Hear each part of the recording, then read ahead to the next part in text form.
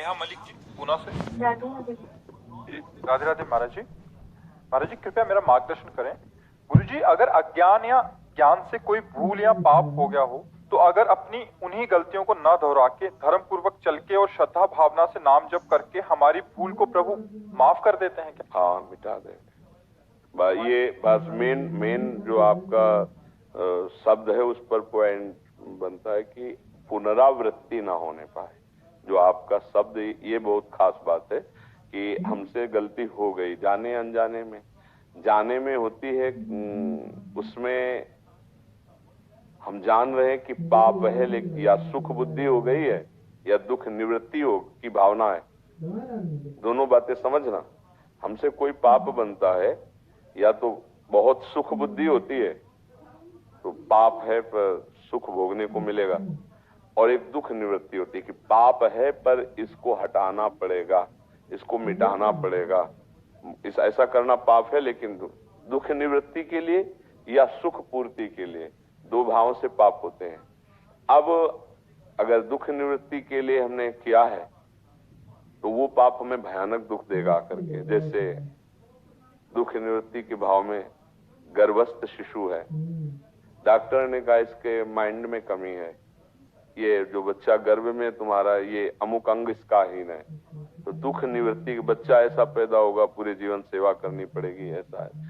कई तरह की दुख निवृत्ति के लिए, जैसे गर्भस्थ शिशु के लिए, ऐसे बाहरी कई बातें हैं। दुख निवृत्ति के लिए किसी जीव की हत्या कर देना, ये हमारे घर में रहेगा तो ऐसा ठीक नहीं, उसे मार देना। किसी भी जीव को, जैसे किसी भी जीव को मारने का अधिकार नहीं, जैसे भूमि पे आपके रहने का अधिकार, जैसे हर जीव का अधिकार है। कई तरह की ऐसी दुख निवृत्ति के लिए कुछ पाप होते हैं और कुछ सुख प्रवृत्ति के लिए, कि जिससे ये काम नहीं करना चाहिए पर सुख की भावना इतनी प्रबल हो गई कि वो पाप बन गए। तो पाप दो प्रकार से होते हैं, एक दुख की निवृत्ति की भावना से, एक सुख प्राप्ति की। बहुत बड़े बड़े पाप हो जाते हैं। दुख निवृत्ति, सुख पूर्ति, दो भावनाओं से पाप होते हैं। अब पाप हमसे हो गए हैं और अब हमें सत्संग के द्वारा पता चला कि यार बहुत ही इनका दंड मिलेगा, तो हम भयभीत हो जाएं पहला, और आर्त भाव से भगवान की शरण में हो। जो सभीत आवा शरणाई तो रखियो ताई प्राण की नहीं। भगवान ने कहा ना कि आप भगवान के सिवा मेरा कोई भी पाप नष्ट नहीं कर सकता, मुझे नहीं बचा सकता। तो अपिचेत्सु दुराचारो भजते माम अनन्य भाग साधुरिव समंतव्या सम्यक देवसिता। ऐसा भगवान कहते पहले बहुत दुराचारी सांगो पांग पाप करने वाला रहा है, लेकिन अब उसको पता चल गया कि एक भगवान के सिवा मुझे कोई क्षमा नहीं कर सकता और मेरी शरण में आ गया, तो फिर मैं उसे साधु बना देता हूं। अहम तो हम सर्व पापेभ्यो मोक्षयिष्यामि मा शुचा। आप चिंता की बात फिर नहीं रहेगी। एक शब्द जो हमने कहा, मेन पॉइंट बहुत महत्वपूर्ण आपके मुख से निकला कि पुनरावृत्ति उसकी नहीं होनी चाहिए। तो सब पापों का प्रायश्चित भगवान नाम के द्वारा हो जाता है। इसी को खूब श्रद्धा पूर्वक जपिए।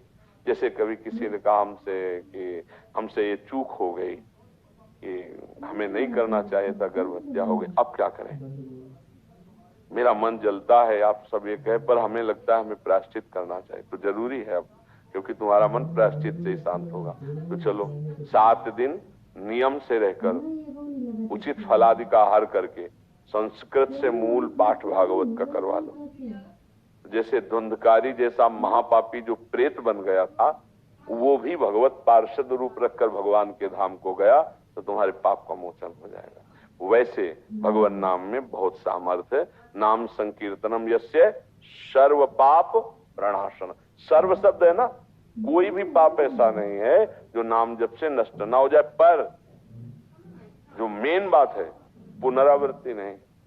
अगर नाम जप का बल लेकर फिर पुनः, तो नामापराध लग जाएगा, फिर वो नाम प्रभाव नहीं देगा। ध्यान रखना, कानून है, कानून भागवतिक कानून, नामापराध, नाम के बल से पाप करना।